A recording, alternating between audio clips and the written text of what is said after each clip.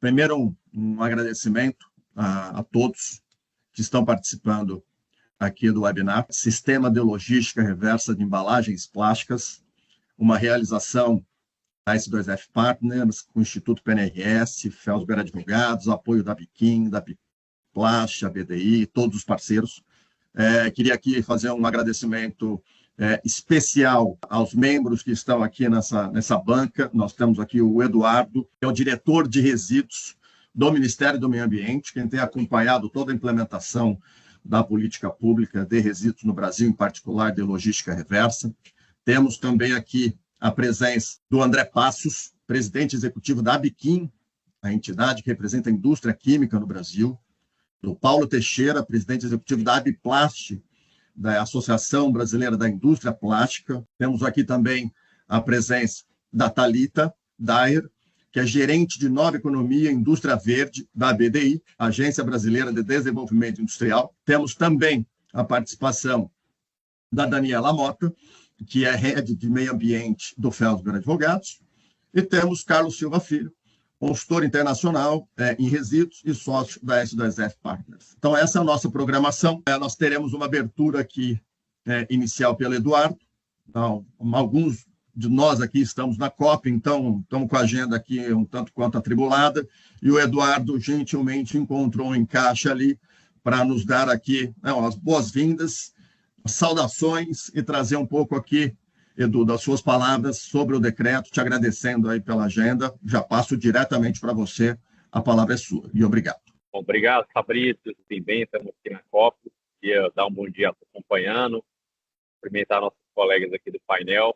Está muito animado aqui com a COP, principalmente com a nossa pauta gestão de resíduos e economia circular. A gente tem percebido aqui muitas discussões em torno desse assunto. É um elemento muito importante para a descarbonização da economia. Agora, às 10h30, a gente tem um painel high level sobre waste management e economia circular com vários países.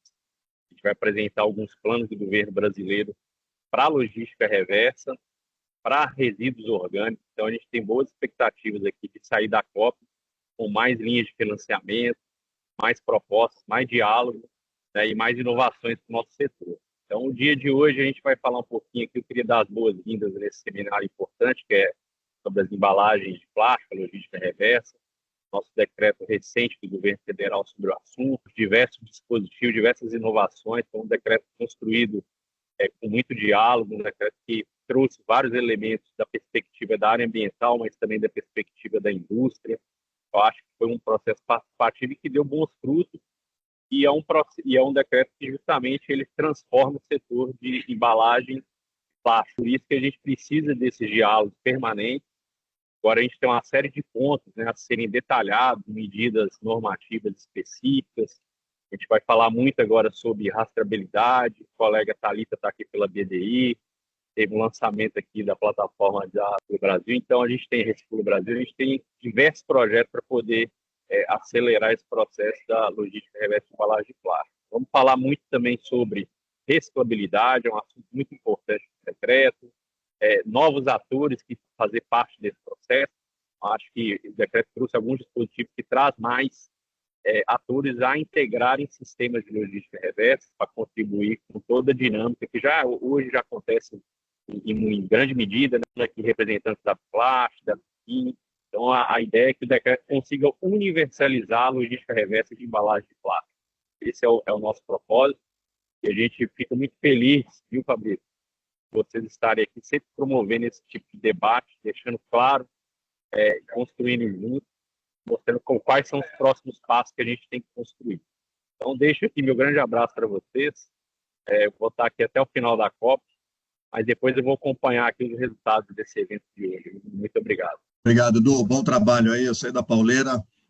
Bons encontros aí, boas reuniões, bons eventos. E a gente vai mandar a bala aqui, certamente depois repercute, chega até você.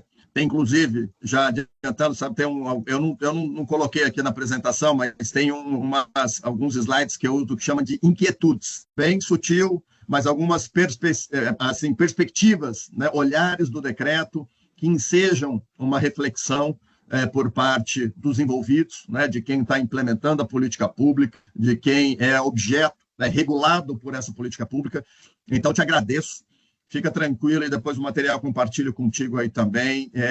E agradeço a você e o Adalberto aí pela gentileza de estar conosco aqui no começo. Nós vamos embora, então. Vamos tocar o pau aqui, em razão do horário. Eu vou começar, pessoal, com uma apresentação para botar todo mundo aqui no mesmo nível de conhecimento e informação sobre o decreto que disciplina o sistema de logística reversa de embalagens de plástico. E aí depois nós vamos seguir para as considerações, olhando as várias perspectivas que nós temos aqui neste encontro hoje. Tá? Então eu vou aqui compartilhar o meu material com vocês e a gente já dá sequência. Aqui, um minuto. Tela cheia?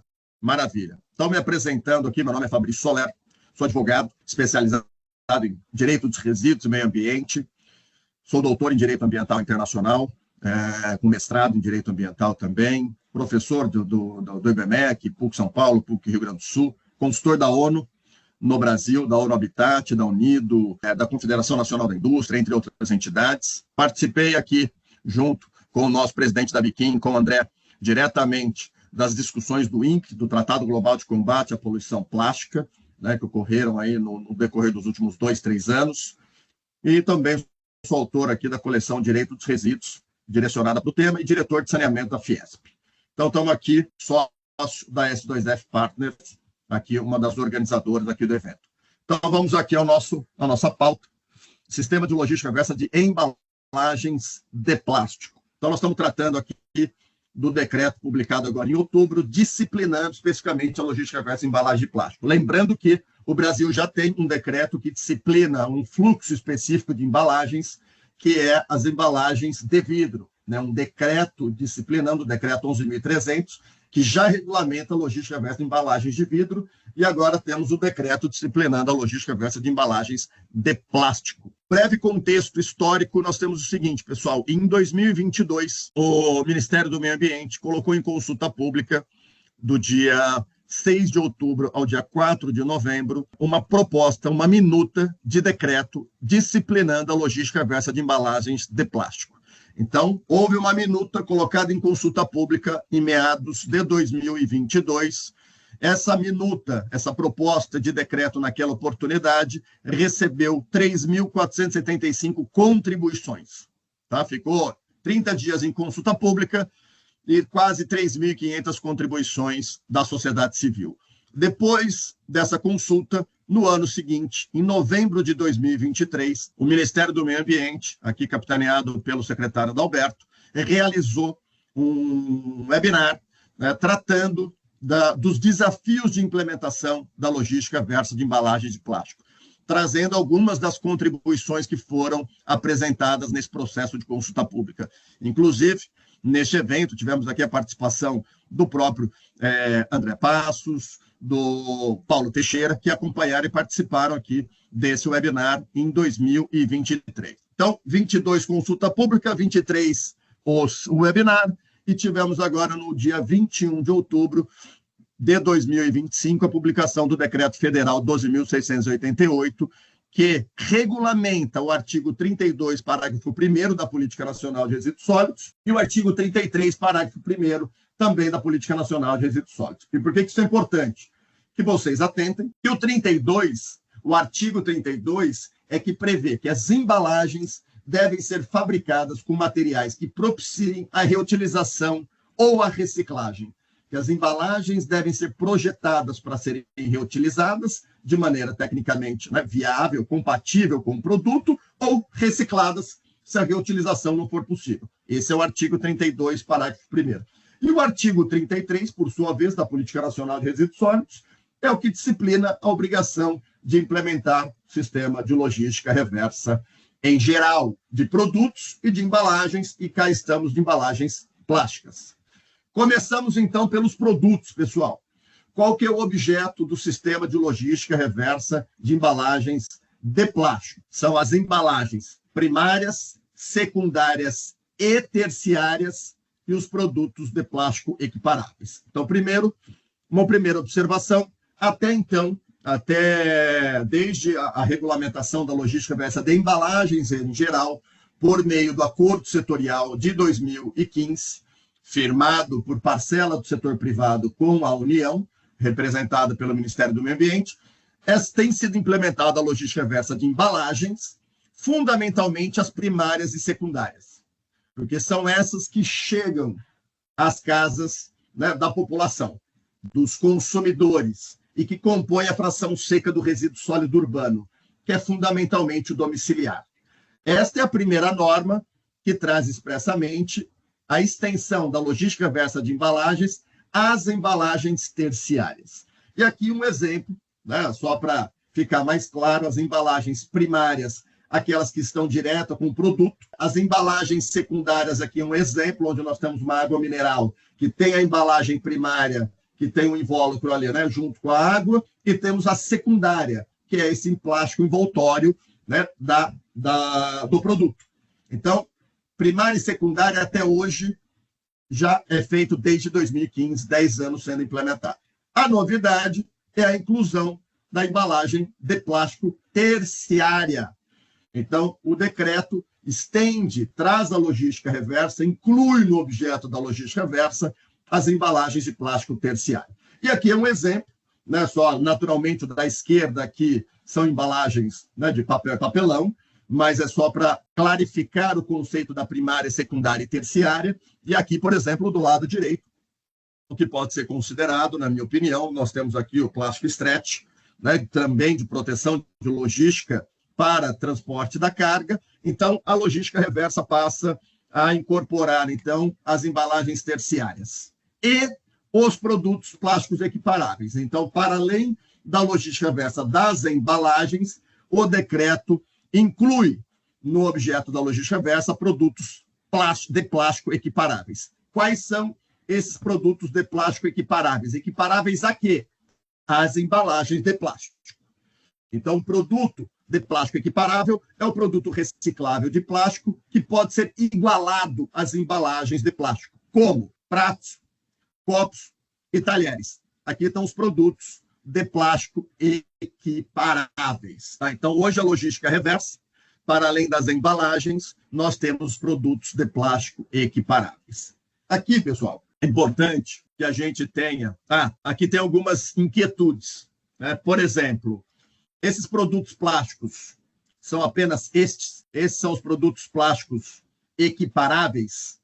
Ou essa é uma lista exemplificativa de produtos plásticos equiparáveis, podendo alcançar, por exemplo, canudos, sacolas, tigelas, hastes de balão, entre outros produtos plásticos equiparáveis às embalagens de plástico. Então, essa é uma primeira inquietude sobre a extensão, se a lista de produtos de plástico equiparáveis é composta por esses três, pratos, copos, talheres, ou se é exemplificativamente esses três. O que não inclui a logística reversa de embalagens de plástico, o decreto de embalagens de plástico não regulamenta, não disciplina as embalagens de plástico de produtos eletrônicos, de medicamentos, óleos lubrificantes e agrotóxicos. Essas embalagens continuam disciplinadas por seus instrumentos específicos.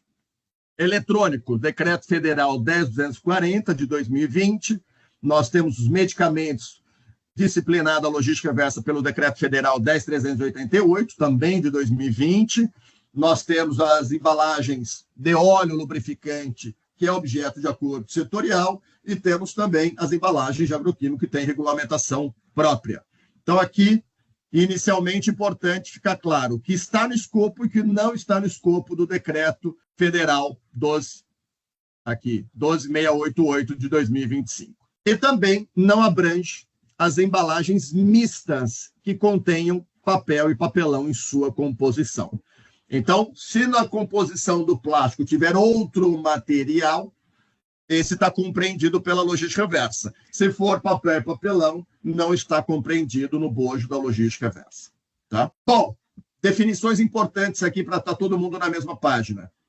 Dentro da logística reversa, nós temos o brand owner, o fabricante do produto comercializado em embalagem.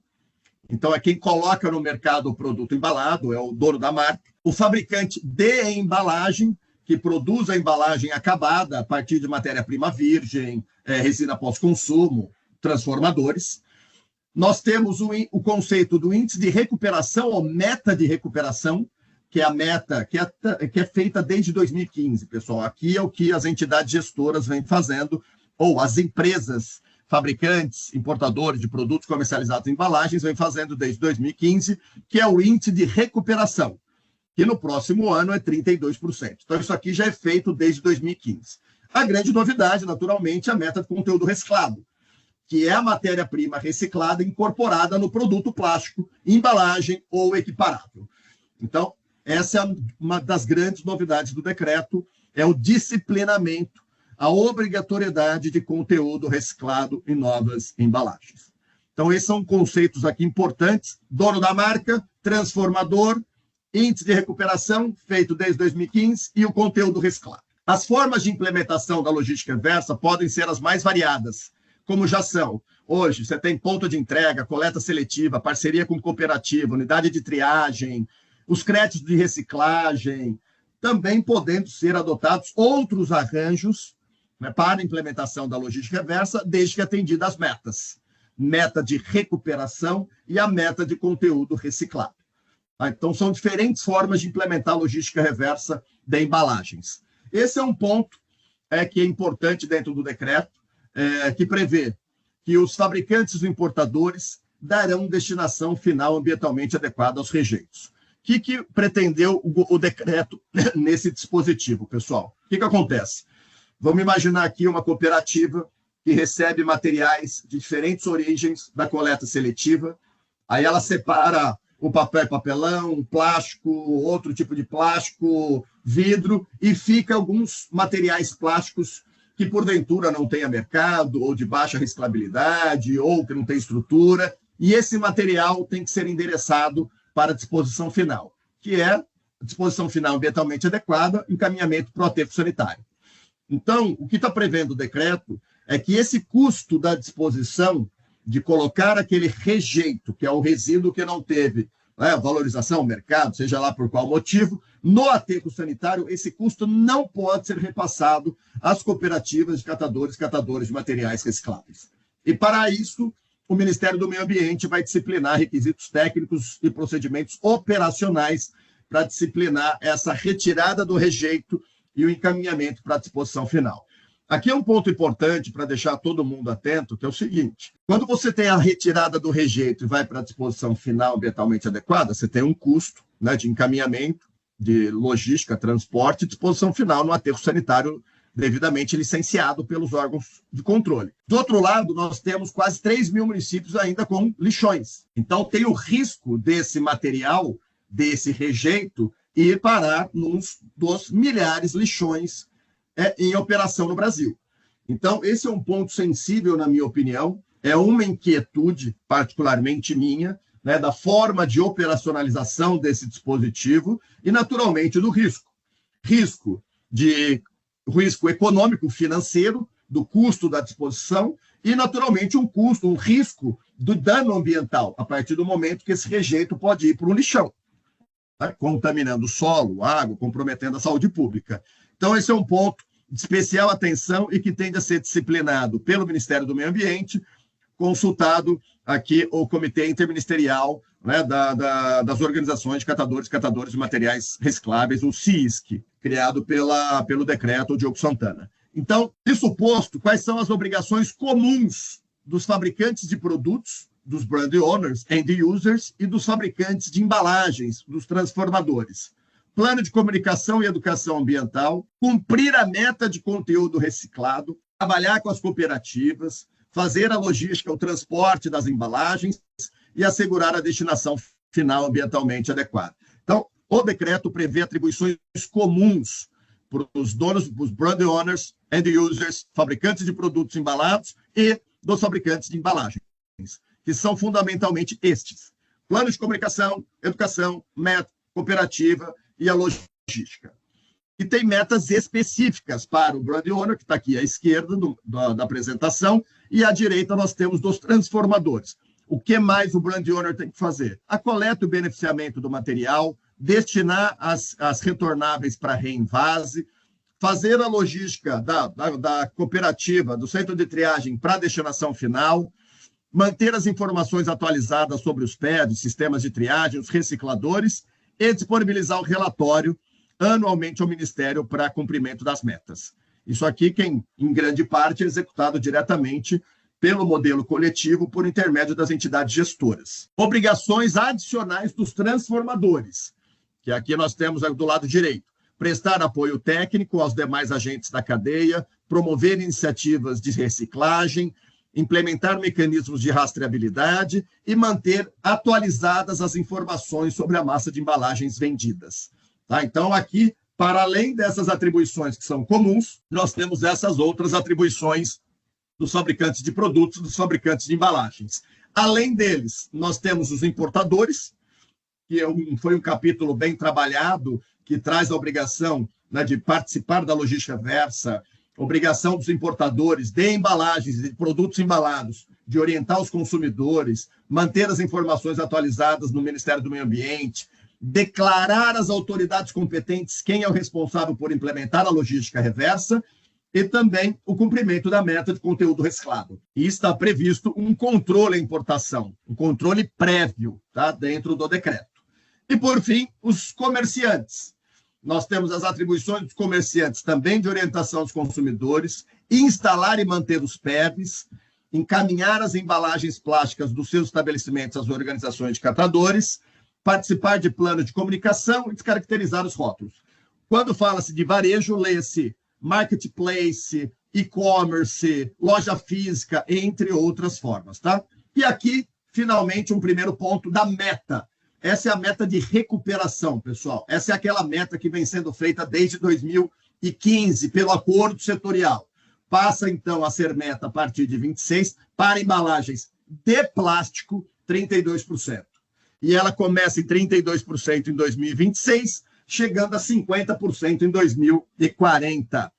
O decreto também traz dois conceitos interessantes, que já era uma demanda nossa em termos de atuação, que era a questão do saldo e do que é um valor. Quando você faz a logística reversa, a meta é 32%, você faz 33%, a possibilidade de você usar o saldo no ano seguinte. E também institucionalizou o conceito de passivo. Se você faz uma meta inferior, tem 31%, você faz no ano seguinte, você arrasta esse 1% que faltou para o ano seguinte, ao invés de fazer 33%, fará 34%. Então, o decreto trouxe aqui a hipótese de recuperação, a maior, a menor, superior, a inferior, saldo e passivo para fins de logística, metas de recuperação. Lembrando, essa é a meta feita pelos fabricantes importadores desde 2015 por intermédio do acordo setorial, fundamentalmente fabricantes, né? Os importadores também vieram depois, especialmente com o decreto da isonomia. Então, quem apoia as empresas no cumprimento dessas metas por meio dos modelos coletivos são as entidades gestoras, que estão habilitadas junto ao Ministério do Meio Ambiente para implementar a logística reversa de embalagens. Então, as entidades gestoras que atuam com embalagens plásticas, né, terão, né, a partir do momento que o fabricante as contrata ou passa a ser associado, cumprir a meta de 32% em 2026. Entidades gestoras aqui várias, como o Rever, a Abipec, Mãos para o Futuro, nós temos a Pragma, temos a ANCAT, entre outras entidades gestoras que estão aqui previstas. Então, entidades gestoras, cumprimento da meta de 32%, essas são as habilitadas pelo Ministério do Meio Ambiente. E aqui o verificador, um dos verificadores, o pioneiro dentro da logística reversa de embalagens, e que é considerado uma referência na questão da verificação, que é a central de custódia, que é um verificador também habilitado junto ao Ministério do Meio Ambiente. Quem contrata o verificador é a entidade gestora, para assegurar que os resultados são únicos, críveis, têm rastreabilidade na logística reversa. Conteúdo reciclado. Essa é a meta nova que começa a partir de 2022. Quem deve cumprir a meta de conteúdo reciclado? Os fabricantes de produtos, os fabricantes importadores de produtos comercializados em embalagens ou embalagens plásticas, brand owners, end users e transformadores. A demonstração do atendimento a essas metas será via plataforma de rastreabilidade do conteúdo do material. E, neste caso, nós temos o Recircula Brasil elaborado, né, da BDI, Agência Brasileira de Desenvolvimento Industrial, com a Biplástico Recircula Brasil, dedicado a plástico, que então nós vamos ter depois falas aqui subsequentes. As metas de conteúdo reciclado não se aplicam às embalagens com regulamentação específica, como alimentos. E aqui, naturalmente, tem algumas inquietudes. As embalagens que não cabem conteúdo reciclado, por exemplo, as primárias, serão compensadas nas secundárias e terciárias? É uma dispensa aqui? É uma isenção? Ou é uma compensação? Como é que se dará a implementação? Particularmente, eu entendo que o cumprimento dessa meta por grupo econômico, né? Uma empresa que tem uma família de produtos, no meu entendimento, a gente pode ter, por exemplo, num produto 50% de conteúdo reciclado, no outro 10%. Tá? Minha leitura, lembrando, é por massa, né? Pela massa total para cumprir os 22%. A partir de quando, Fabrício? Janeiro de 26, empresa de grande porte. Julho de 26, empresa de pequeno, médio porte. E empresa de grande, pequeno, médio porte tem conceitos diferentes pelo BNDES, Anvisa e IBAMA. Tá? Então, também tem aqui um aclaramento, uma inquietude que precisa ser sanada pelo Ministério do Meio Ambiente, o conceito que será adotado especialmente da média para grande. Por exemplo, o BNDES considera grande 300 milhões, a Anvisa 20, o CTF, o TCFA do IBAMA 12. Então, esse é um ponto que necessariamente terá que ser aclarado.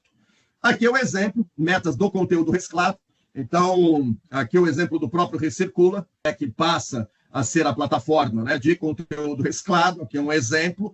Nós temos aqui, estou compartilhando depois aqui já o link com vocês para que conheçam o Recircula, a plataforma Recircula Brasil, da Agência Brasileira de Desenvolvimento Industrial e da Biplástico, Recircula Plástico, que está em operação no Brasil e já tem aí dezenas de empresas operando no Recircula.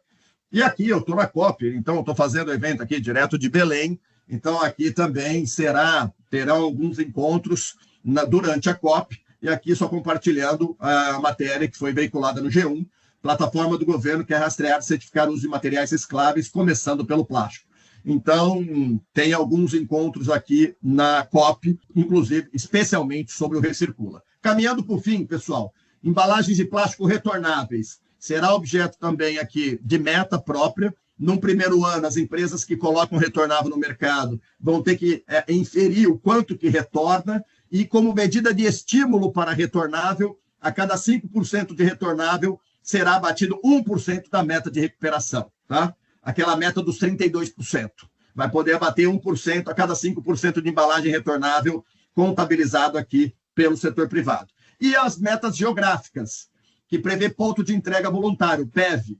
Todo município até 10 mil habitantes terá um PEV. Municípios com mais de 10 mil habitantes, um PEV para cada 10 mil habitantes. Significa dizer que uma empresa, uma cidade, um município com 100 mil habitantes terá 10 PEVs. Esse é o racional da meta geográfica. Aqui o decreto ainda traz a aplicação da Lei de Crimes Ambientais pelo descumprimento do disposto e também prevê o seu regulamento, que é o Decreto de Infrações Administrativas Ambientais, que é o Decreto 654 de 2008, que prevê multa de 5 mil a 50 milhões de reais quem descumprir a obrigação prevista no sistema de logística reversa. Finalmente, o que está previsto ainda, o decreto entrou em vigor no dia 21 de outubro, quando foi publicado. Está previsto, então, alguns atos subsequentes, que é um ato do Ministério do Meio Ambiente para disciplinar a plataforma de rastreabilidade do conteúdo reciclado, deve ser aqui o Recircula, da BDI, um ato da ministra do Meio Ambiente, trazendo requisitos técnicos e operacionais para aquela questão do rejeito, que eu comentei com vocês, o rejeito de cooperativa. Um terceiro ato da ministra, também no prazo de 90 dias, disciplinando o índice de reciclabilidade das embalagens. E, finalmente, mais um ato da ministra que vai disciplinar aqui a questão das metas de retornáveis, que ficará mais a partir de 2027 ou 2028. Concluindo, informações aqui em primeira mão, para quem não acompanhou, Mato Grosso do Sul, na última sexta-feira, quinta-feira, se não me engano, publicou uma listagem das empresas consideradas irregulares e inadimplentes no estado do Mato Grosso do Sul, no que se refere à logística reversa de embalagens. Então, se vocês acessarem lá s2fpartners.com.br, conteúdo, notícias, vocês vão achar todas as listagens, estão ali disponíveis. Tem milhares de CNPJ inadimplentes e várias empresas, centenas de empresas que já foram autuadas em R$150 mil pela não implementação do sistema de logística reversa. Então, com isso, eu concluo. Para quem tiver interesse de novo aqui, por fim, s2fpartners.com.br, vocês vão lá no conteúdo notícias, vocês vão achar lá, tem os arquivos com as portarias trazendo a lista das empresas irregulares inadimplentes e os milhares de CNPJs inadimplentes. Pessoal, então com isso aqui eu encerro a minha apresentação, já emendo diretamente aqui para a fala do Paulo Teixeira e na sequência do André Passos. Paulo Teixeira é o presidente executivo da Biplast, na sequência André Passos, presidente executivo da Biquim, para as considerações. Paulo, está aqui? Estou por aqui. Bom dia a todos. Obrigado, Fabrício, pelo convite. Bom dia especial aí, Thalita, André, Carlos, Daniela, tudo bem com vocês? E todos os demais aí.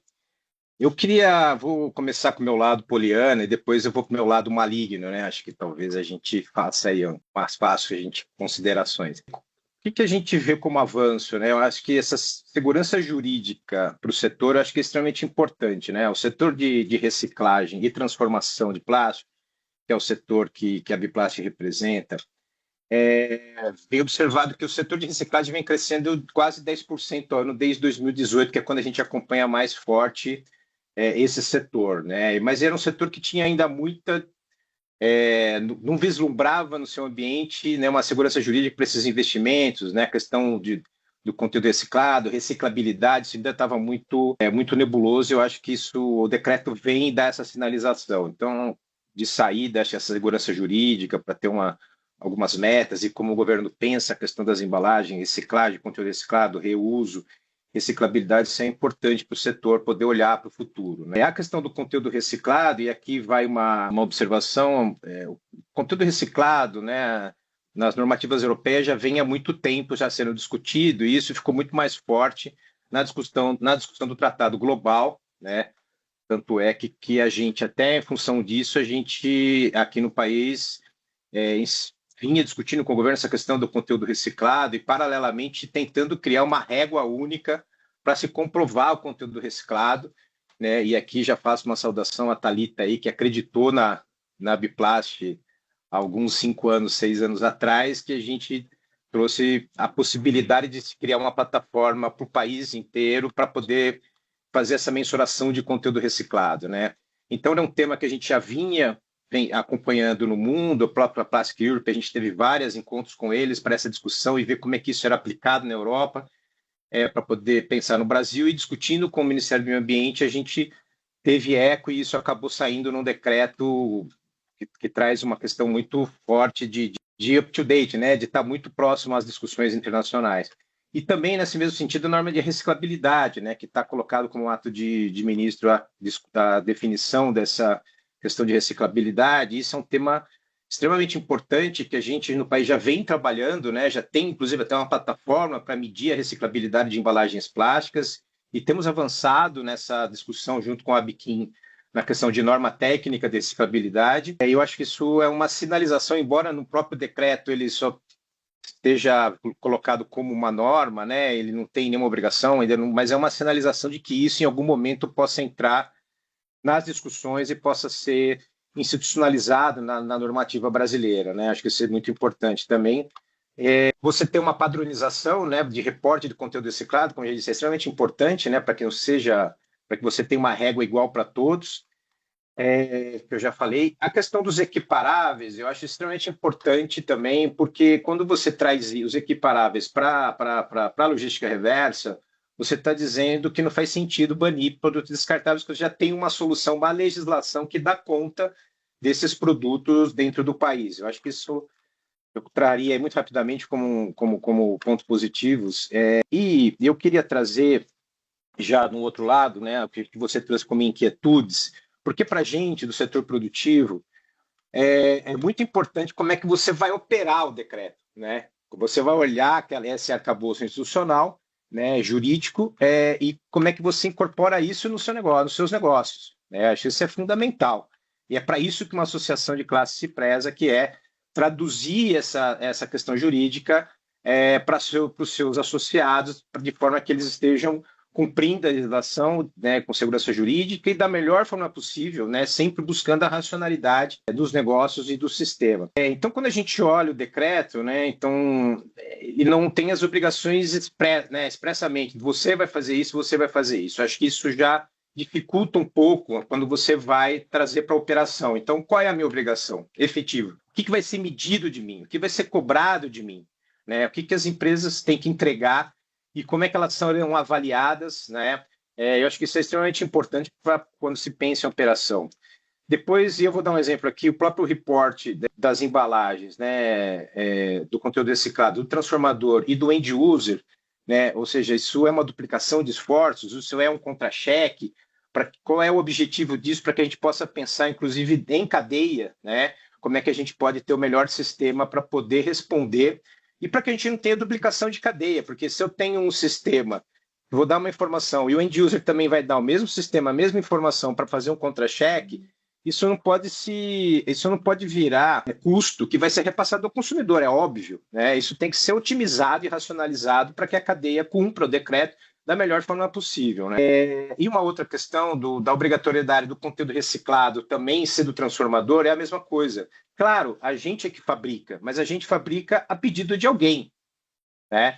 Como é que a gente equaliza essa questão da gente poder, sim, o ato gerador, vamos colocar assim nesse sentido, o ato gerador é na reciclagem. Quando o transformador faz o produto reciclado, ele tem o ato gerador ali, mas essa meta, essa obrigação, ela não pode ser transformador, porque não tem como cumprir essa meta se não tem alguém comprando. Se eu não tenho ninguém comprando uma embalagem reciclada, eu não vou conseguir cumprir a meta. Então, o decreto acaba não funcionando. Então, é essa a nossa preocupação, nem é a contestação de que o que a gente tem que fazer. Não é essa a contestação, é a contestação de como é que a gente opera da melhor forma possível, porque como é uma responsabilidade compartilhada, todos nós temos que saber as nossas responsabilidades para que a gente possa montar um sistema que funcione. Eu acho que é essa a nossa preocupação, não é fugir das obrigações, é muito pelo contrário, é entender as obrigações para podê-las cumprir da melhor forma possível, que a cadeia seja eficiente. Aí tudo isso que a gente busca é uma cadeia eficiente para cumprir a logística reversa, o decreto de logística reversa. E aí entra a questão do conteúdo reciclado nas segundas e terceiras, né, nas embalagens secundárias e terciárias. Isso também, isso é importante a gente definir também, porque em cadeias produtivas de outros materiais, como você trouxe até teu exemplo de papel e papelão, a terciária é de plástico. Como a gente conversa com outras cadeias produtivas. Isso é fundamental para a gente entender, porque a gente vai depender também da operação de outras cadeias que são completamente diferentes das cadeias de plástico, né? Então, essa definição é extremamente importante para que a gente possa ter um sistema eficiente. E a questão dos importadores, né? Que tem muita matéria, tem gente que fabrica produtos de conteúdo reciclado com matérias-primas importadas. Tem gente que utiliza produtos da sua cadeia produtiva quem vem com embalagens, né? Um comércio que tem essa prerrogativa de trazer produtos. Então, como é que a gente vai comprovar isso, né? Ou seja, vai ser a partir do T1, né? Quem que vai comprovar? Porque na entrada não vai ser o mesmo sistema que vai ser utilizado pelos brasileiros, certo? Porque aqui a gente usa um sistema de notas fiscais eletrônicas. E quem está lá fora não tem esse sistema, então não tem nem como integrar. Como é que a gente vai pensar essa discussão? Bom, e para encerrar, para ser bem breve aqui, desculpa se eu passei do tempo, eu acho que o Eduardo trouxe uma coisa muito importante, que é o que a gente efetivamente quer, que é o diálogo permanente, né? Todas essas inquietudes, que não são só minhas, você trouxe as inquietudes, aliás, a palavra inquietude utilizada nesse caso é tua, né? Eu faço aqui já a referência que eu já vi você usando várias vezes. Então, todas essas inquietudes trazidas, elas são também do setor de reciclador e transformação, e eu acho que o diálogo permanente é a melhor forma para que a gente possa trazer não só o setor transformado, mas a cadeia como um todo, para poder pensar em como cumprir o decreto da melhor forma possível, sem que a gente crie uma disfunção da cadeia e nem que a gente crie um ônus excessivo que quem vai pagar somos todos nós no nosso dia a dia. É um pouco essa a minha observação, Fabrício. E já de saída, obrigado aí pelo convite. Maravilha, Paulo, muito obrigado. Ótimas considerações. Já emendo direto aqui para o presidente executivo da Abiquim, André Passos. Também reiterando agradecimento a vocês aqui, vocês que eu sei que estão aí com a agenda extremamente conturbada, e a todo mundo que está aqui acompanhando. Chegamos aqui a 430 participantes. Então, você vê que o tema enseja esse debate, enseja essa inquietação, né? Tem essa inquietação. Então, acho que é importante esse diálogo aberto e franco aqui que a gente vem fazendo. André, obrigado. A palavra é sua. Valeu, Paulo. Bom dia, Fabrício. Bom dia, Paulo. Bom dia, Thalita. Bom dia a todos que estão aqui com a gente. Em primeiro lugar, parabéns aí, Fabrício, por essa webinar. Já somos aqui, né, 434 participantes, então, e de diversas origens, né? Então, isso dá conta da importância do tema do decreto de logística reversa de embalagens de plástico, né, Fabrício? Que a gente até, como você bem lembrou no início, e o Paulo também falou agora há pouco, já não é mais nem um decreto de logística reversa de embalagens de plásticos tão somente, né? Um decreto de logística reversa de embalagens de plásticos e plásticos equiparáveis, né? Esse é um ponto importante, muito importante, porque ele unifica o conceito de que todo produto plástico ele pode e deve voltar a um determinado ponto da cadeia produtiva, para que, qualquer que seja, para que ele possa retornar ao processo produtivo, ser reciclado e ser transformado de novo em produtos plásticos que atendem às nossas mais diversas necessidades como seres humanos e como sociedade. Então, acho que esse foi um conceito, uma ampliação, né, do objetivo original, do desafio que foi posto quando da discussão do decreto, e foi um objetivo muito, muito bem-vindo, né? Nosso objetivo final é transformar essa cadeia produtiva, sempre é transformar essa cadeia produtiva na cadeia produtiva mais sustentável possível, né? Em tempos de COP, esse é o grande desafio para todos nós, né? Nós apostamos como provedores de insumos para essa cadeia produtiva, né? Nós da indústria química, da Associação Brasileira da Indústria Química, nós reunimos os dois grandes blocos supridores de insumos para a produção de transformados plásticos no Brasil, né? Que são as resinas termoplásticas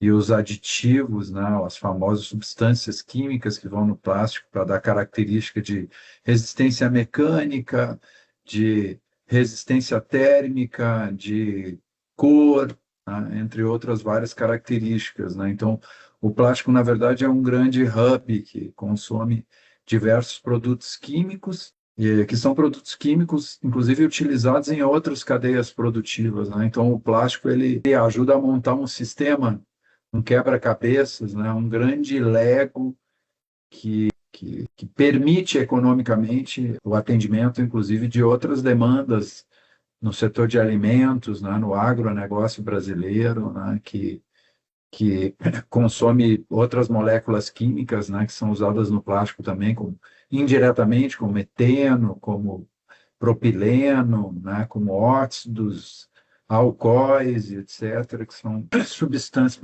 podem ser usadas não só para a fabricação de plásticos, mas numa infinidade de utilidades, né? Então, para nós, esse mercado é um mercado importantíssimo e é um mercado estruturante, é um building block da indústria química na frente, né? Como cliente, né? Sem ele, nosso encadeamento produtivo em geral se desfaz, entra em estado crítico, né? Quando esse mercado é abalado. Então, como disse o Paulo, uma das nossas principais preocupações é ter instrumentos regulatórios que assegurem segurança jurídica para esse mercado, tá? E como foi bem colocado pelo Paulo aqui, em muitos aspectos esse decreto traz segurança jurídica, traz previsibilidade e demonstra que há uma solução para o tema, por exemplo, da poluição por plásticos no nosso país, que não passa pelo banimento dos produtos, mas sim pelo retorno deles ao processo produtivo, né? A solução, como desde o início, lá no primeiro trabalho que a Abiplast fez em conjunto com a BDI, inclusive, né? A solução fundamental é estabelecer um sistema de gestão de resíduos sólido e consistente no nosso país num sentido amplo, né? Então, esse deve ser o nosso alvo, e o sistema de logística reversa de embalagens faz parte, é uma parte importantíssima, é um pé fundamental, né, que sustenta, uma fundação que sustenta um sistema de gestão de resíduos sólidos no nosso país eficiente. É um passo importante, né, é um passo a mais nessa trajetória que tem dentro dela o trabalho que antecipou ela, né? Antecipou esse decreto, que é o trabalho do Recircula, montado aí por a Biplast e a BDI, né? Previu boa parte do que nós vemos hoje aqui no sistema de logística reversa como um sistema de organização, né? De todo o processo de rastreabilidade do resíduo plástico, né? Então, muito do que a gente vê aqui no decreto como norma, a gente vê como instrumento no Recircula lá atrás, né? Então, a gente está avançando passo a passo, ano após ano, sempre na direção da tese correta de que o fundamental é estruturar um sistema de gestão de resíduos sólido no nosso país, e que se a gente conseguir fazer isso, nós vamos conseguir reduzir a deposição de inadequada de resíduos, não só plásticos, mas todos, né, os resíduos sólidos de maneira significativa. Tá? Então, o decreto é mais um passo nessa direção. Como disse o Paulo, nós também temos as preocupações operacionais, nós queremos ver esse decreto funcionando, nós queremos ver ele rodando, e eu adicionaria, Paulo, mais uma preocupação, que é garantir que os outros instrumentos de política pública que têm relação com o plástico no nosso país sejam coerentes com a linha que o decreto está estabelecendo e com a linha de que a solução é o caminho da gestão do resíduo, sobretudo adequada, né? Bem estruturada. Então, nossa preocupação é a criação que nós estamos vendo de uma série de outros instrumentos, como a Estratégia Nacional Oceano Sem Plásticos, que é bem-vinda, mas que não guarda coerência em muitos aspectos com o que o decreto corretamente está estabelecendo. Então, nos preocupa também a gente avançar aqui nessa direção, né? Ainda ter o desafio de operacionalizar o decreto através de portarias, resoluções, etc. E, por outro lado, a gente vê um desenho de estratégia que também impacta a produção e a gestão, a produção do material e a gestão do resíduo pós-consumo do material, numa direção contrária, né? Numa direção diferente. Então, isso também traz insegurança jurídica para toda a cadeia produtiva, né? E não só para a cadeia produtiva, mas também para os consumidores desse material, num sentido amplo, né? Brand owners e consumidores finais. Então, estabelecer um regime de coerência, né, entre os diversos instrumentos de política pública, que, ao fim e ao cabo, tem um duplo objetivo de evitar que esse material vá parar no lugar inadequado ambientalmente, e, por outro lado, também de elevar o aproveitamento e a eficiência no uso desse material, né? Seja o uso final, seja o uso no retorno ao processo produtivo.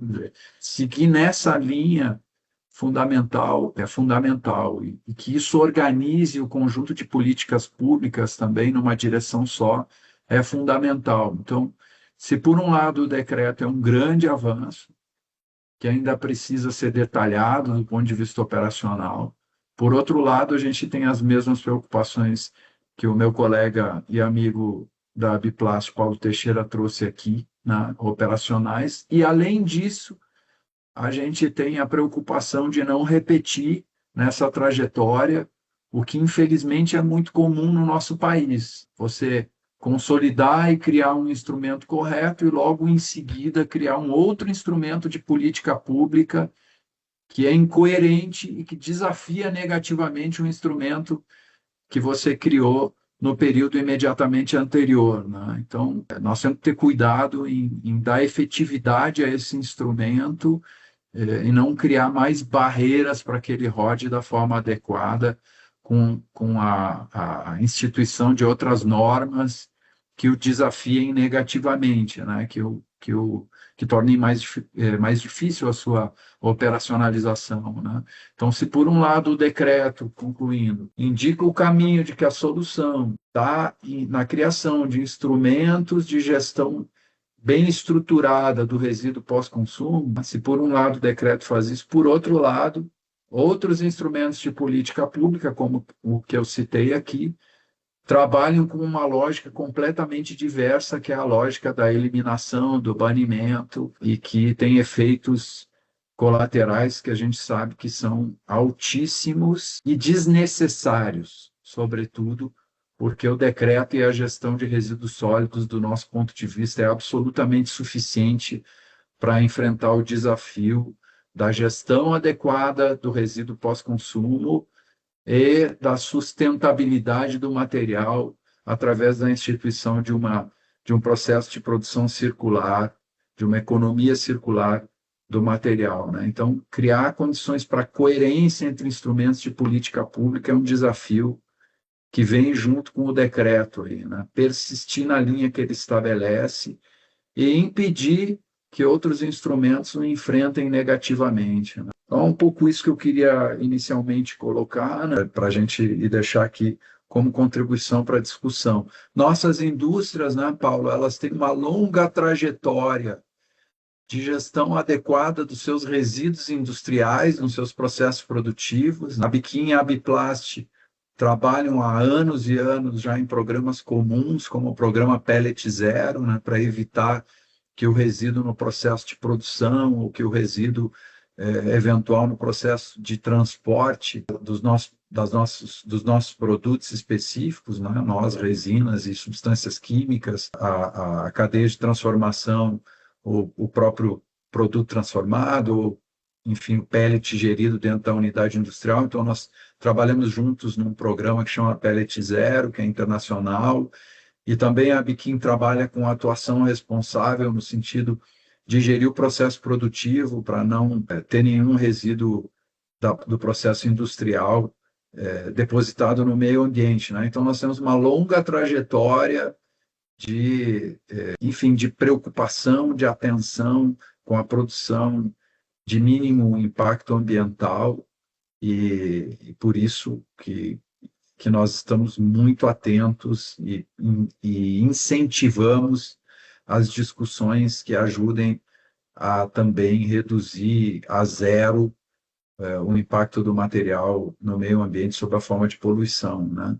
Por isso nós impulsionamos e achamos que é importantíssimo produzir, né, um acordo global que combata a poluição dos oceanos, dos leitos dos rios e lagos por plásticos, né, universalmente no nosso planeta inteiro. E o decreto também se encaixa nessa estratégia geral, né, correta e positivamente de combate a essa situação que nenhum de nós deseja, né? Então, essas são as contribuições que a gente gostaria de deixar aqui para o debate. Maravilha, André. Muitíssimo obrigado.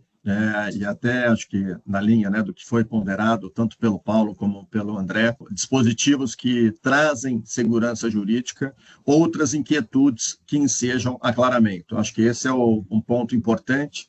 Nós estamos falando aí de algumas inquietudes, alguns pontos que naturalmente tendem a ser aprimorados, né, no decorrer da própria implementação do decreto, como aconteceu com o Acordo Setorial de Embalagens lá de 2015, e que a gente veio ao longo do tempo, como todos os demais fluxos, nós assessora aí quase todos os fluxos de logística reversa, e não tem nenhum pronto e acabado. Eu acho que todos têm uma iniciativa. A gente começa e a gente vai aprimorando, vai trabalhando, vai corrigindo, até pelas próprias particularidades do nosso país. Eu vou passar já para a Thalita, depois eu volto só para mostrar para vocês a questão da eu recebi alguns pedidos aqui, eu vou retomar só duas questões depois da minha apresentação, para fixar aqui para todo mundo.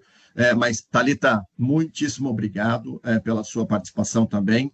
A Thalita, ela é gerente de Nova Economia e Indústria Verde da ABDI. A palavra é sua, Thalita. Obrigada, gente. Bom dia a todos, né? Como o Fabrício bem disse, eu sou a Thalita, gerente de Nova Economia e Indústria Verde da BDI, Agência Brasileira de Desenvolvimento Industrial. Trabalho há mais de 20 anos na BDI com política industrial E para quem não conhece a BDI, a gente foi criado em 2005 para apoiar o desenvolvimento industrial brasileiro, né? Ou seja, apoiar a execução de uma política industrial ativa. Então, a gente ficou anos sem uma política industrial ativa. A gente teve a PITSE, a Política Industrial Tecnológica de Comércio Exterior, logo no começo, a PDP, o Programa de Desenvolvimento Produtivo, o Plano Brasil Maior, e depois um período longo aí sem políticas. E uma política industrial eficiente, a gente entende que depende de incentivo, de autoridade política, iniciativa do setor privado. Mas, assim, a gente agora teve uma boa notícia, né, nesse governo, agora a gente tem a nova política industrial, que é a Nova Indústria Brasil, então a BDI está de volta para sua atribuição de criação. E no âmbito da Nova Indústria Brasil, né, que possui total aderência com as suas missões, é o Recircula Brasil, né, com a missão, especialmente missão 3 e missão 5. Então, o Recircula Brasil, o Paulo já falou, já bem falou, o Fabrício também, é uma plataforma de inovação para comprovação da economia circular. A gente criou isso em parceria com a Abiplast, Associação Brasileira do Plástico, para acompanhar o caminho do plástico, né, nesse primeiro momento, desde o momento em que ele é descartado até quando ele volta a ser usado como matéria-prima num novo produto. Ou seja, a gente faz toda a rastreabilidade, né, desde a origem do resíduo até a sua reinserção como matéria-prima na fabricação de um novo produto. Isso traz transparência total ao processo, né, porque mostra de onde veio o material, para onde ele vai, mostra todo o caminho. A gente consegue ver a questão do greenwashing, evitar greenwashing, traz a segurança jurídica, e a gente fornece, acima de tudo, subsídios para políticas públicas efetivas, né? Eu acho que a ideia é essa. A plataforma, a gente funciona a gente cruzando dados oficiais de notas fiscais eletrônicas, né, para calcular o balanço de massa do material reciclado em cada etapa do processo produtivo. A ferramenta, a gente tem um trunfo, a ferramenta foi reconhecida pela ONU em 2023, é considerada a única e pioneira no mundo na rastreabilidade do plástico. Já está em pleno funcionamento com a Biplast, a gente rastreou cerca de 50 mil toneladas de plástico e agora a gente segue para replicação em outros setores, né, e outros materiais. Já estamos testando com alumínio, já estamos conversando com o setor têxtil, papel e do vidro. Então, a nossa intenção aqui, Fabrício e colegas, é transformar o Recircula Brasil, e já estamos nesse caminho de um instrumento de política pública capaz de comprovar essas operações, né? E de trazer essa governança para o Estado. Então, eu acho que o decreto, com esses regramentos federais que estão vindo, a exemplo do decreto do plástico, né, que acabou de ser lançado, a plataforma se torna essencial para essa governança, e para que essa governança não se perca. Então, a ideia é transformá-la em política pública, acho que o Eduardo pode falar um pouco mais disso. A gente consegue trazer dados muito fidedignos, muito acurados, né, e trazer essa governança, de fato, para o Estado. Eu acho que é isso. Qualquer coisa que eu falar mais do decreto, né, vai ser mais do mesmo, né, Fabrício? Já explicou também, Paulo também, André também.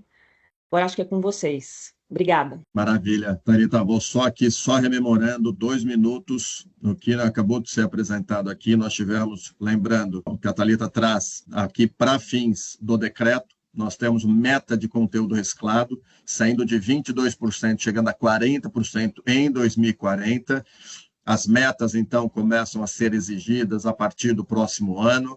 E para isso, né, que aqui nós estamos falando, então, meta de conteúdo reciclado, recircula. Então, não confundam com a meta de recuperação feita lá pelas entidades gestoras habilitadas pelo Ministério do Meio Ambiente. Então, lá 32. Aqui, meta de conteúdo reciclado, 22%. Tá? Então, aqui, para quem quiser mais informação, está o site da BDI, o site do Recircula, o site da Biplast. Vocês vão encontrar todos hoje a plataforma utilizada para o plástico, como a Thalita comentou, plataforma que tende a ser utilizada por outros fluxos específicos, outros materiais, na linha da circularidade, do conteúdo reciclado, impulsionar a cadeia de reciclagem no país.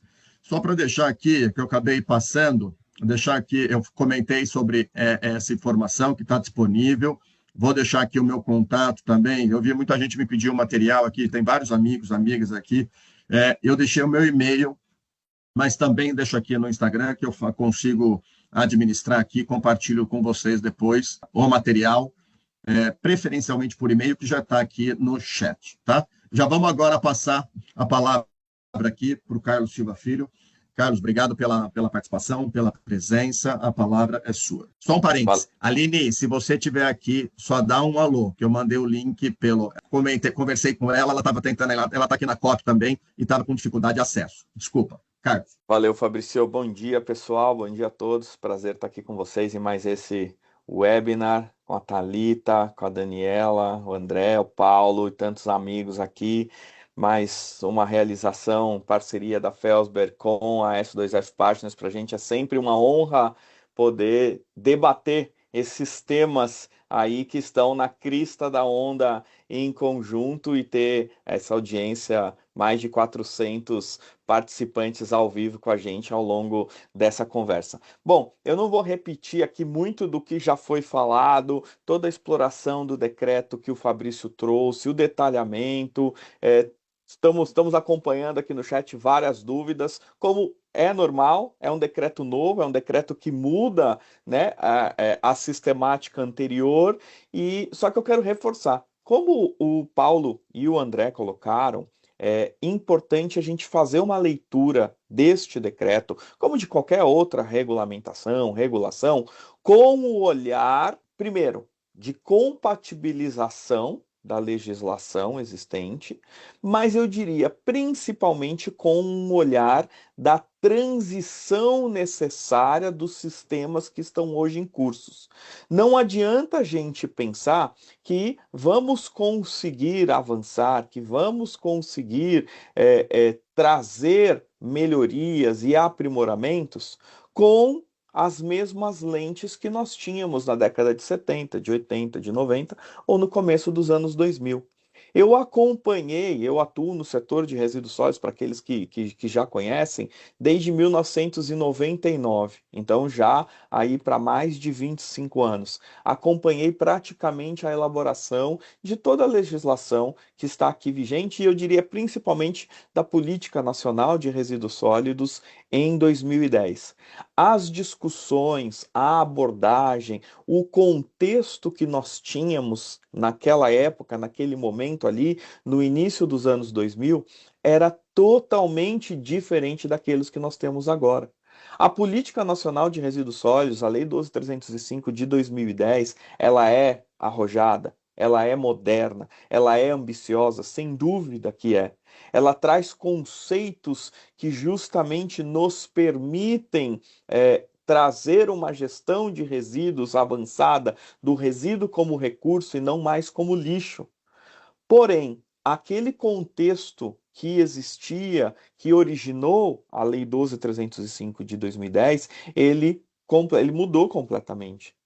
Hoje nós estamos numa outra pegada, com outro tipo de conhecimento, com outra forma justamente e outras demandas para a gestão de resíduos sólidos. Para vocês terem uma ideia, de acordo com o Atlas Global de Resíduos Sólidos, que foi lançado em parceria pela ONU e pela ISVA no ano passado, em 2020 o mundo gerou 2,1 bilhões de toneladas de resíduos sólidos. Se nós continuarmos nessa mesma sistemática do business as usual, em 2040 o mundo vai gerar 3,8 bilhões de toneladas de resíduos sólidos.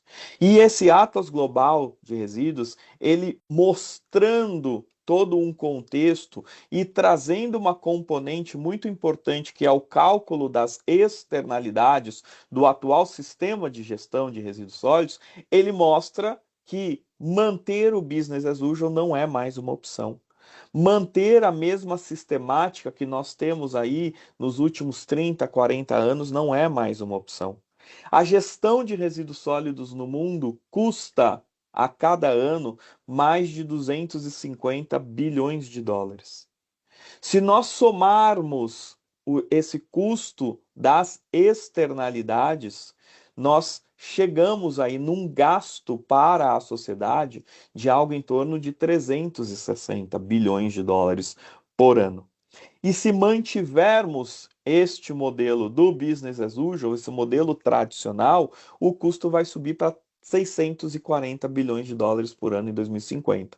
Então é preciso justamente repensar os processos, é preciso justamente repensar os modelos e é preciso trazer a base legal de uma forma consistente e harmônica que permita viabilizar estes novos processos e estes novos modelos. Então, é nesse contexto que surge o novo decreto para o sistema de logística reversa de plásticos, para justamente vir dar a segurança jurídica que o Paulo e o André muito bem colocaram, de uma forma isonômica para todas as cadeias, para todos os fluxos, para todos os participantes desses processos e desses setores que estão envolvidos. E a gente precisa lembrar, e um ponto que eu quero reforçar da fala do Fabrício, é que a Política Nacional de Resíduos Sólidos, ao estabelecer o princípio da responsabilidade compartilhada, ela trouxe a responsabilidade não só dos fabricantes, não só da indústria, mas a lei é muito clara ao colocar dos fabricantes, dos importadores, dos distribuidores e dos comerciantes. Então, nós temos que também fazer a leitura dessa nova regulamentação com base na lei que dá origem para ela. Não é só fabricante, não é só a indústria responsável. Temos metas que precisam ser cumpridas para cada etapa desta cadeia de se colocar justamente os produtos no mercado para o consumo. Então, nós precisamos entender que esses atores envolvidos, inclusive a sociedade, inclusive nós consumidores, temos a responsabilidade também para com a gestão de resíduos sólidos e principalmente para com os sistemas de logística reversa. E aí, gente, voltando um pouco para justamente essas novas lentes que nós precisamos utilizar, nós precisamos entender que hoje já estamos num processo, vamos dizer assim, bastante acelerado de convencimento de que esse sistema linear não pode mais prevalecer, esse ciclo está esgotado e nós precisamos ir então para um sistema de economia circular, né? Como a Thalita muito bem trouxe, política de Estado, política pública da nova indústria Brasil, política pública que justamente nesse ano tivemos a estratégia da economia circular, o Plano Nacional de Economia Circular, o Fórum Nacional de Economia Circular, do qual nós temos aí a grande honra de sermos membros efetivos.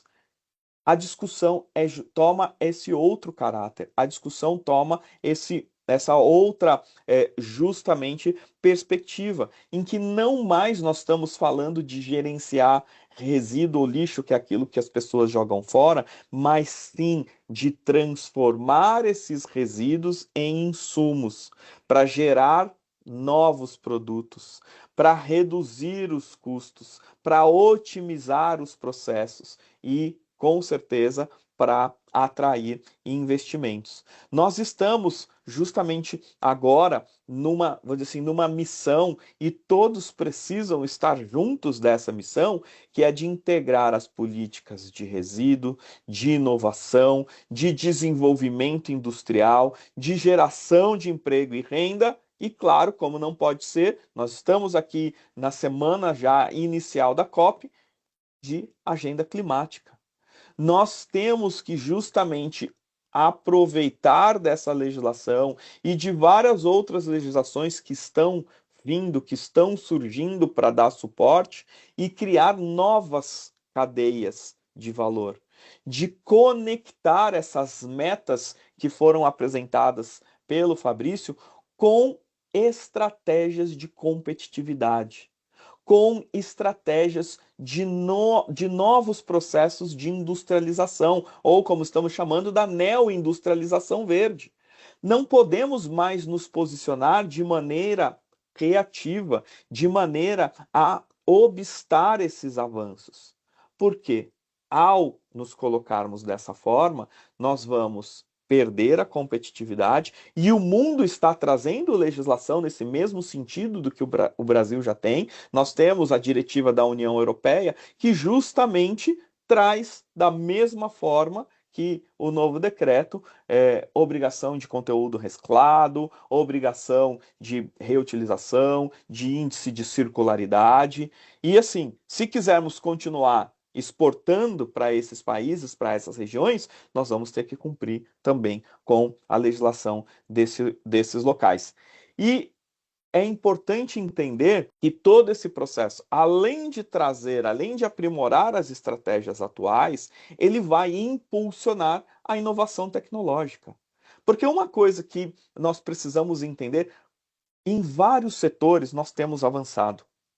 Em vários setores. Por exemplo, este é um exemplo claro. Nós estamos aqui com uma webinar, mais de 400 pessoas conectadas online, ouvindo a expertise e o conhecimento de vários dos nossos amigos que estão aqui, cada um numa parte diferente do mundo e tendo acesso a essa informação. Então, a comunicação avançou, a inteligência artificial avançou, a questão de veículos autônomos tem avançado, a parte de sensores remotos tem avançado.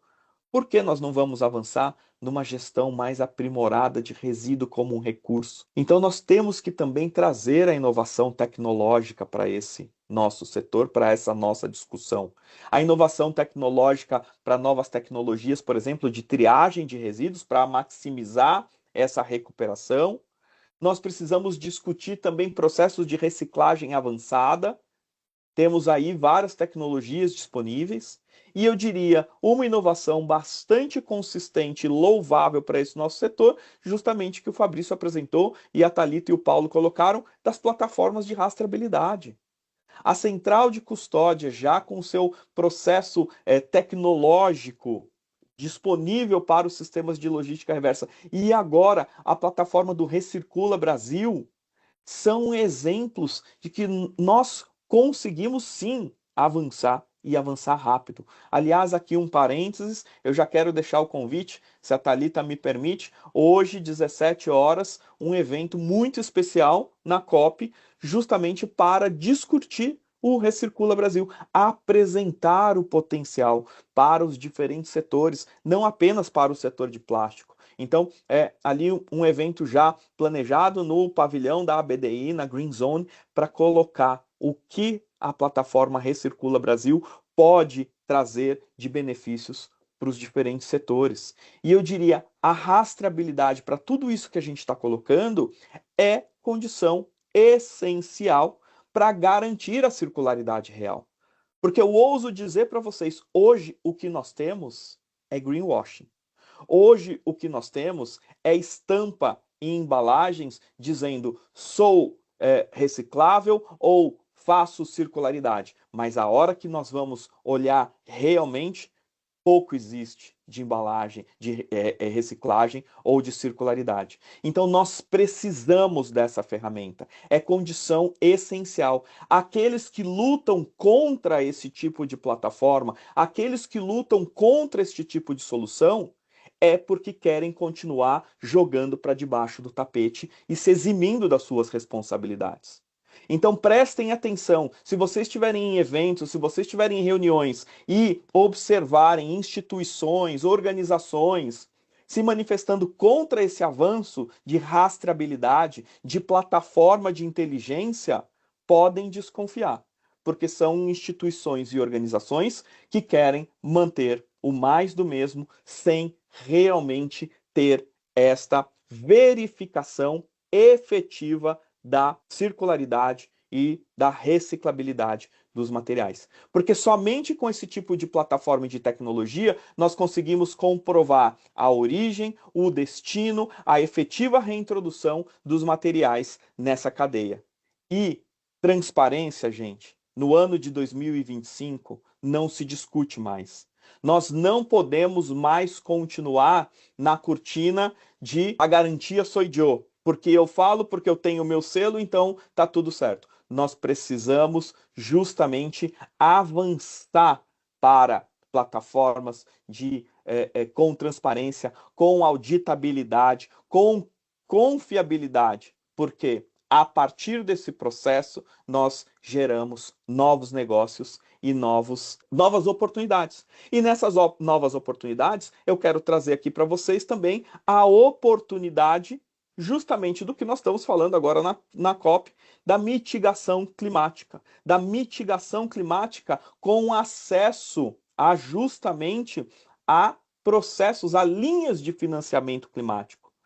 O nosso setor, a gestão de resíduos, por muito tempo, acabou ficando distante, na lateral dessas discussões. E apenas com essas plataformas, apenas com a transparência e a tecnologia de ponta, nós vamos conseguir gerar a confiança e acessar esses mercados de créditos, justamente, não só que a gente está falando de logística reversa e de reciclagem, mas também de créditos de carbono, de créditos de mitigação climática. Então, essa é uma nova oportunidade, é uma nova avenida que surge para esse nosso setor. Então, só para finalizar aqui a minha intervenção, eu queria dizer, precisamos entender que logística reversa não é mais custo. Logística reversa não é mais despesa, é investimento estratégico. É investimento estratégico baseado justamente na regulação existente, baseado justamente na inovação tecnológica e baseado justamente nas plataformas, nos sistemas de informação, de rastreabilidade e de transparência. Nós estamos aqui juntos abrindo uma oportunidade única para que a gente possa unificar, para que a gente possa reunir esforços industriais, esforços regulatórios e esforços práticos. Então, não vamos perder essa oportunidade e vamos justamente avançar de uma maneira isonômica, com segurança jurídica, para transformar resíduos em recursos, gerando valor econômico, ambiental e social, porque sustentabilidade, futuro sustentável, sem inclusão justa, sem uma transição justa, também não vai funcionar. Então nós precisamos trazer essas componentes e é o papel de cada um de nós que estamos aqui hoje fazer isso acontecer. Obrigado novamente a oportunidade, um prazer estar aqui com vocês. Valeu, Carlos. Obrigado de novo. E para a gente fechar aqui, enquanto isso eu vou acompanhando se a Aline consegue conectar lá da COP, lá do pavilhão da Blue Zone, eu vou passar para Daniela Mota, sócia de sustentabilidade do Felsberg Advogados, um parceiro, um escritório que eu tenho aqui, muito apreço, muito querido. E aí eu vou pedir para Dani fazer as suas considerações. Nesse meio tempo, a gente vê se consegue a Aline integrar e a gente caminha para o fechamento. Combinado. Por favor. Obrigada, Fabrício.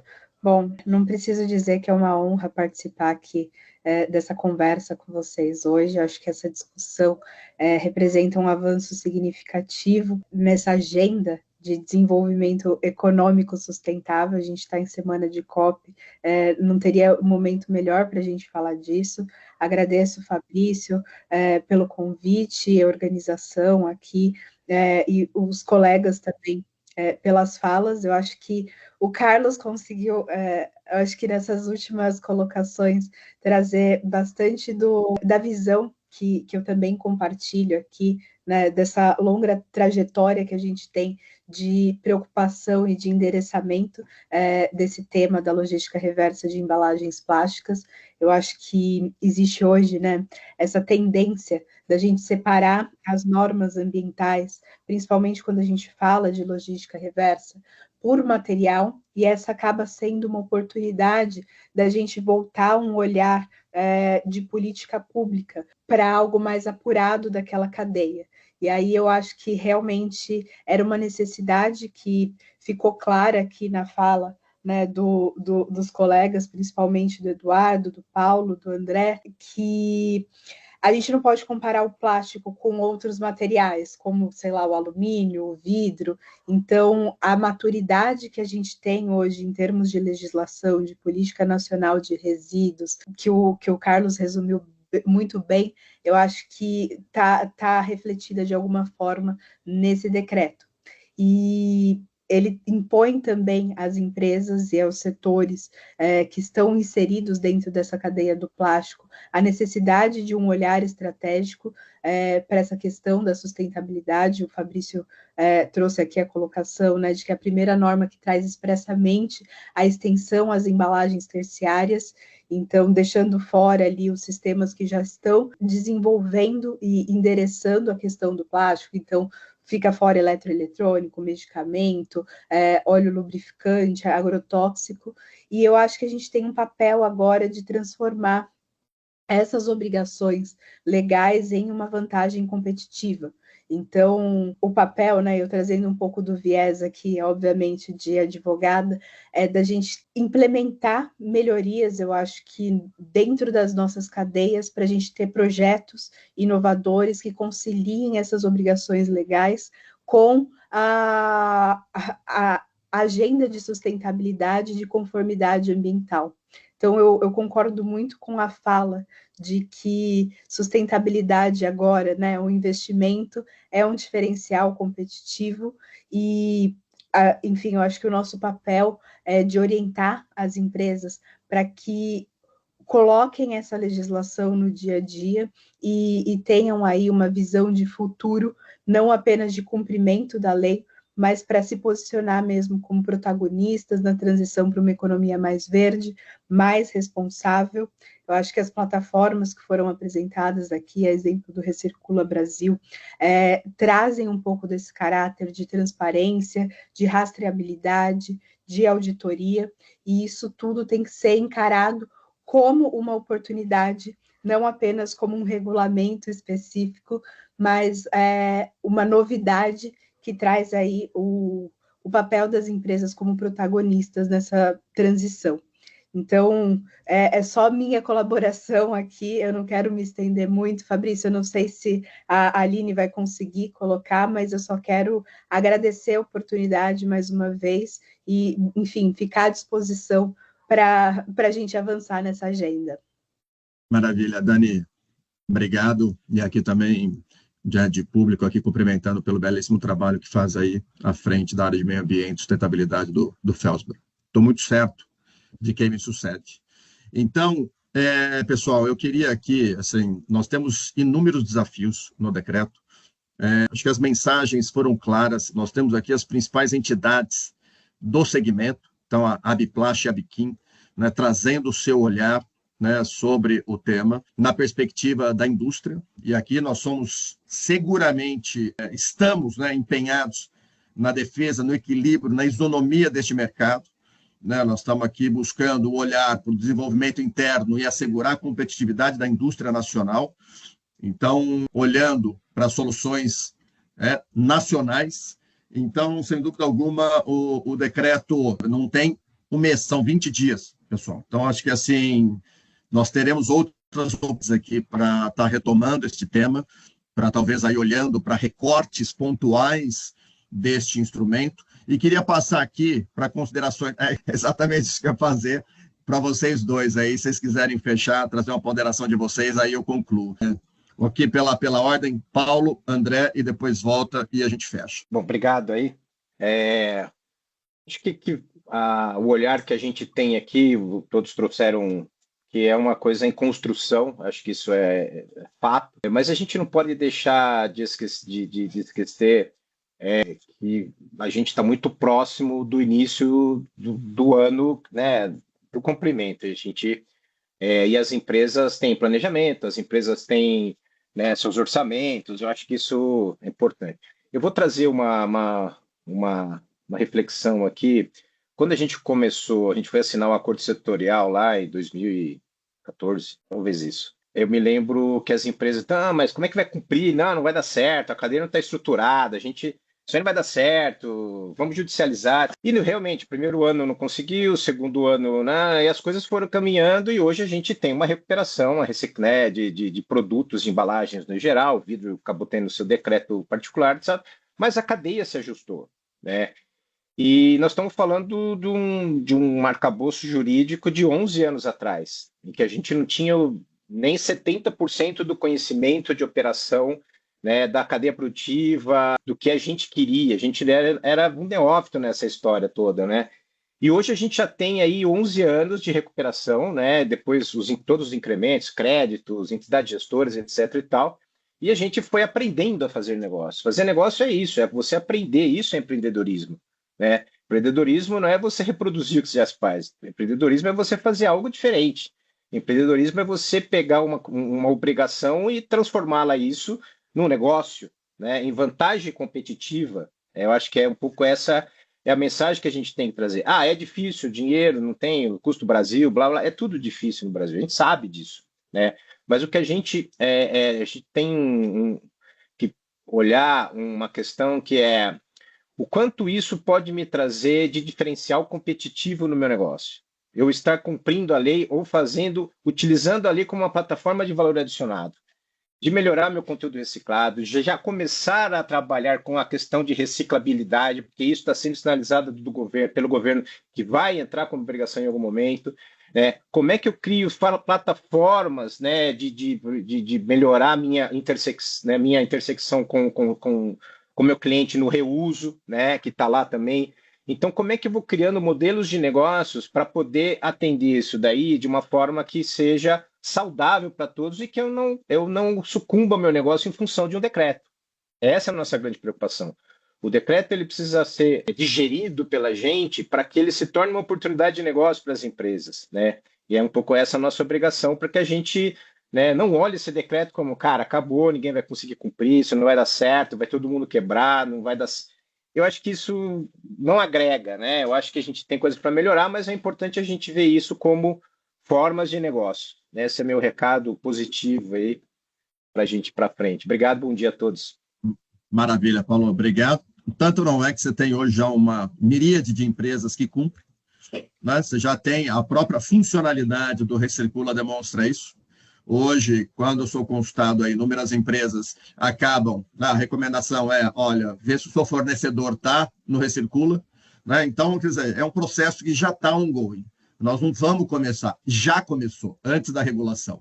Então, acho que é importante também trazer esse contexto, tem os aprimoramentos naturalmente, mas é algo que já está em curso, a recuperação é algo já bem madura e o conteúdo reciclado já vem de pelo menos um ano e meio nesse processo. Então, sem dúvida alguma, isso traz a previsibilidade necessária para fins de planejamento e gestão do assunto. André, para você. Fabrício, o tema que a gente está discutindo aqui, embora ele seja bem específico e particular de uma cadeia produtiva, e seja um arranjo regulatório dentro dessa cadeia produtiva, dentre inúmeros outros arranjos regulatórios que a gente enfrenta na nossa cadeia, né, Paulo, de plásticos, a cadeia de químicos, são extremamente reguladas e que bom que sejam. Embora ele tenha essa característica, ele é um assunto que nos traz uma discussão importantíssima para o nosso país em tempo de COP30, especialmente, né? Nós somos um país em desenvolvimento. Nós não temos os mesmos desafios enquanto país, enquanto sociedade, que os países desenvolvidos têm, europeus, Estados Unidos, enfim. Nós temos um desafio adicional na nossa trajetória, que é reduzir a desigualdade social. É um grande desafio que a gente tem. Então, nossas escolhas, elas têm que sempre ter como alvo como a gente vai elevar a renda per capita brasileira, né? Eu acho que é um indicador importantíssimo para nós. E isso traz atenção para nós, que já montamos dentro do país muitas coisas nesse tema de sustentabilidade que nenhum outro país do mundo fez. Por exemplo, vou trazer aqui, eu sempre bebo na fonte do Paulo quando fala sobre isso, né, Paulo? Nós somos um país continental e considerando que somos um país continental e considerando o nosso índice de reciclagem calculado pela Biplast em torno de 21, 22%, né, segundo o perfil da indústria feito pela Biplast no último ano, nós temos o maior sistema de circularidade de plástico, considerando a nossa dimensão continental, do mundo. Também temos, e é desafiador isso, né? Porque uma coisa é você montar um sistema de logística reversa, de circularidade de qualquer material, num país do tamanho da Noruega, ou mesmo da Alemanha, e montar num tamanho de país como o nosso, Brasil, com heterogeneidade, procurando uma normativa homogênea. É um desafio gigantesco. E nós também, no campo da energia, temos a matriz mais renovável do mundo. Então, isso implica, evidentemente, custos diferenciados para o nosso sistema produtivo. É um posicionamento no mundo que procura aproveitar, que tem como potencial aproveitar um futuro, sem dúvida nenhuma. Mas esse futuro é um futuro em construção ainda, é um processo em transição. Então, quando a gente faz isso, tem que ter uma grande preocupação com a competitividade desse modelo.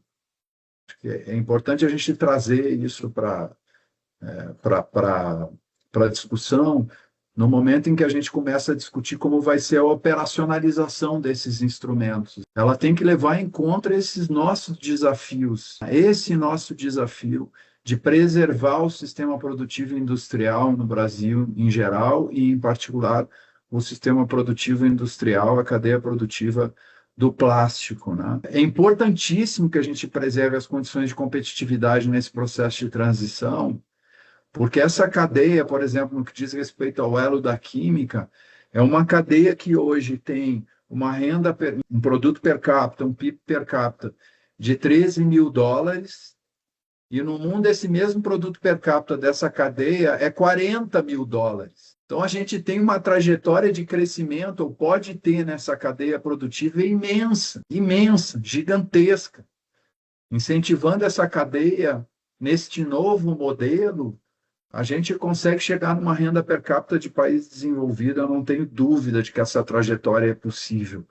Só que é preciso, ao lado desses marcos regulatórios, estruturar também os instrumentos de política pública que estimulem e incentivem o desenvolvimento dessa cadeia, como, por exemplo, a PEC da reciclagem, ou o Programa Especial de Sustentabilidade da Indústria Química, que estão caminhando ambos no Congresso Nacional, e gostaríamos, né, Paulo, que eles caminhassem num ritmo mais rápido, porque eles podem ajudar esses marcos regulatórios a se acelerarem.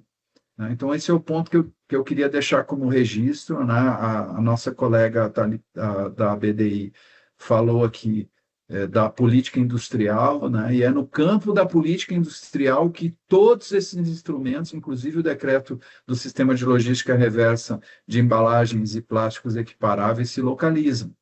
É lá que eles se encontram e é lá que a gente ganha coerência. Então, é importante ampliar essa discussão, porque, como disse o Paulo, concluindo, a gente tem 11 anos ou mais nesse processo todo, nesse marco jurídico, e um dos elementos importantes que fez com que o ritmo fosse mais lento na implantação, além de uma estruturação adequada, de uma normatização infralegal adequada, foi também a ausência de instrumentos de estímulo para essas cadeias produtivas serem competitivas em um marco de produção que seja sustentável e circular. Poderíamos falar uma manhã inteira aqui também sobre a perspectiva de combinar matérias-primas renováveis com matérias-primas circulares, e é uma posição que só o Brasil tem no mundo do tamanho que ele tem. Então, é isso que eu queria deixar aqui como contribuição para a gente, como país em desenvolvimento, que tem sempre duplos desafios, né? Entra num ciclo sem ter terminado outro ciclo, tem. Né? Então, a gente precisa percorrer esse caminho com juízo, com consciência, com segurança e com previsibilidade. Obrigado. Maravilha, André. Mais uma vez, obrigado. Pessoal, o webinar ficará gravado. Muito provavelmente a gente vai veicular nas redes sociais, então vocês acompanhem aí, LinkedIn, Instagram, a gente veicula. O material também, em razão da demanda aqui, a gente compartilha também. Não tem nada que não possa estar aqui divulgado, compartilhado, até porque o foco aqui foi a transparência, foi a abordagem, foi trazer o tema como deve ser trazido, inclusive com as inquietudes, e trazendo aqui a abordagem, dando mais segurança jurídica à sua própria implementação. Então, aqui, eu queria renovar os agradecimentos ao Eduardo, que abriu o nosso encontro, né, o diretor de resíduos do Ministério do Meio Ambiente, ao Paulo Teixeira, presidente executivo da Biplast, ao André Passos, presidente executivo da Abiquim, a Thalita Dyer, gerente de Nova Economia e Indústria Verde da BTI, ao Carlos Silva Filho, sócio da S2F Partners, Daniela Mota, sócia do Felsberg Advogados. Então, trazer uma abordagem, um agradecimento a cada um de vocês aqui que ficou até esse momento. Um nosso muitíssimo obrigado e que tenha um ótimo dia, que a gente tenha aí na COP esse tema abordado, com muito debate, muita discussão e que a gente possa aqui, né, ter internalizado e institucionalizado a circularidade de fato no Brasil. Então, um ótimo dia a todos e obrigado.